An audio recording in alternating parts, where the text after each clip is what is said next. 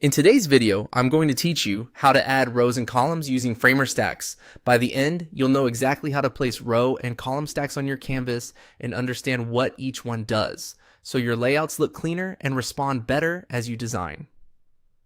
First, open your Framer project and look toward the top of the interface for the layout icon.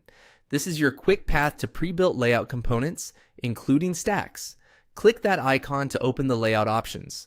From here, choose rows.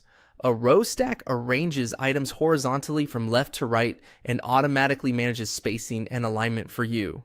Once you've selected rows, drag it from the panel onto your canvas.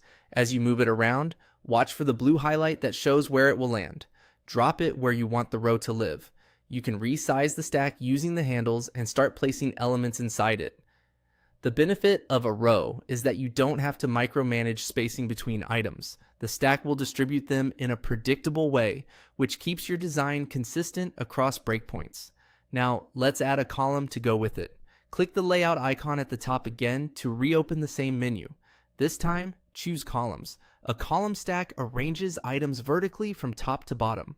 Just like before, drag the column from the panel onto your canvas and drop it when you see the placement highlight. This creates a vertical structure that's perfect for things like sidebars, card content, or any list of elements that should flow down the page. With both a row and a column in your design, you can position them where they make sense for your layout, and they'll each handle the heavy lifting of alignment and distribution. As you work, remember a few helpful tips. Stacks are most powerful when you let them control spacing and order, so avoid manually nudging items around. If something feels off, select the stack and check its settings in the right panel to adjust gap, alignment, or distribution. Resize handles on the stack will help you define how much space it takes on the canvas, and you'll see the content adapt as you go. You can also reorder items by dragging them inside the stack's layer list. Keeping names organized will make it easier to manage as your design grows. That's all there is to it.